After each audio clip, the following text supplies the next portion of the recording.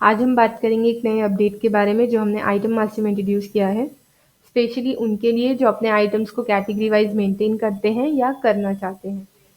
जैसे कि आप जानते हैं, आइटम कैटेगरीज हम आइटम कैटेगरी मास्टर में से ही क्रिएट करते हैं, पर हमारे कुछ क्लाइंट्स आइटम कैटेगरीज क्रिएट नहीं करते हैं आइटम कैटेगरी मास्टर में से, क्योंकि उनके यहाँ पे इतने यूजर्स नहीं होते। वो लोग बारकोड लेबल क्रिएट करते समय कैटेगरी नेम मैन्युअली एंटर करते हैं, तो ये फीचर उन लोगों के लिए नहीं है। ये फीचर हमारे उन क्लाइंट्स के लिए है जो लोग प्रॉपर आइटम कैटेगरी मास्टर से ही आइटम कैटेगरी क्रिएट करते हैं। तो मोस्ट ऑफ द टाइम आपके जो यूजर्स हैं वो लोग बारकोड लेबल क्रिएट करते समय गलत कैटेगरी नेम टाइप कर देते हैं, या फिर कोई भी रीज़न हो सकता है जिसकी वजह से गलत कैटेगरी सेलेक्ट हो जाती है या मैन्युअली टाइप हो जाती है, तो उन्हें फिर से वो लेबल ओपन करके मॉडिफाई करना पड़ता है। लेकिन ये जो नया अपडेट हुआ है आइटम मास्टर में, इसकी हेल्प से आपसे ये गलतियां नहीं होंगी। तो चलिए सॉफ्टवेयर में देखते हैं कि इस फीचर को हम कैसे यूज़ करेंगे। मास्टर में आइटम मास्टर,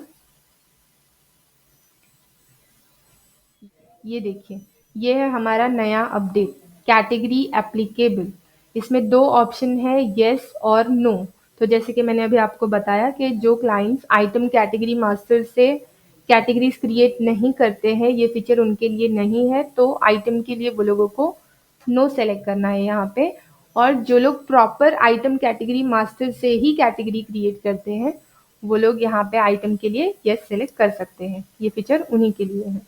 तो यहाँ पे जैसे कि एग्जाम्पल देखते हैं, चेन कैटेगरी एप्लीकेबल नो।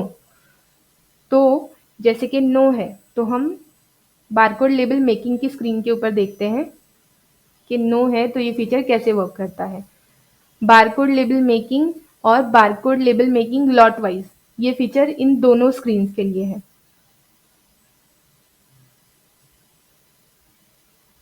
तो यहाँ पे हम आइटम सेलेक्ट करेंगे चेन, और फॉर एग्जाम्पल मुझे कैटेगरी सेलेक्ट करनी है बॉक्स। तो बॉक्स सेलेक्ट करते समय गलती से सी टाइप हो गया और मैंने एंटर किया, तो देखिए यहाँ पे ये कैटेगरी एक्सेप्ट हो गई। तो इसी तरह से ये गलतियां होती है। देखिए, जबकि ये जो कैटेगरी है BOC, ये आइटम कैटेगरी मास्टर से क्रिएट नहीं की गई है, फिर भी यहाँ पे एक्सेप्ट होती है। तो ये जो नया फीचर है, इसमें इस तरह से मैनुअली आप अगर कैटेगरी नेम एंटर करोगे आइटम मास्टर में, कैटेगरी एप्लीकेबल येस रखने के बाद यहाँ पे मैनुअली कोई कैटेगरी का नेम एंटर करोगे और वो आपने आइटम कैटेगरी मास्टर में क्रिएट नहीं की हुई है, तो कैटेगरी यहाँ पे एक्सेप्ट नहीं होगी। तो चलिए देखते हैं चेन के लिए येस टिक करके। आइटम मास्टर,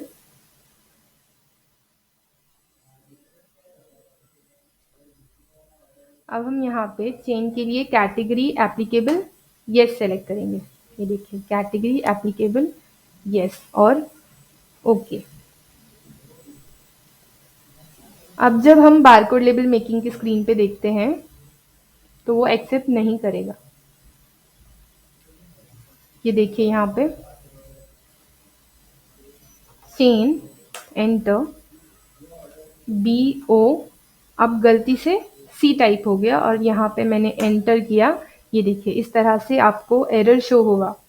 जब आप कैटेगरी एप्लीकेबल येस टिक रखते हो और आपने आइटम कैटेगरी मास्टर में वो कैटेगरी क्रिएट नहीं की हुई है, तो यहाँ पे इस तरह से आपको ये एरर शो होगा, item category not found in the item category master.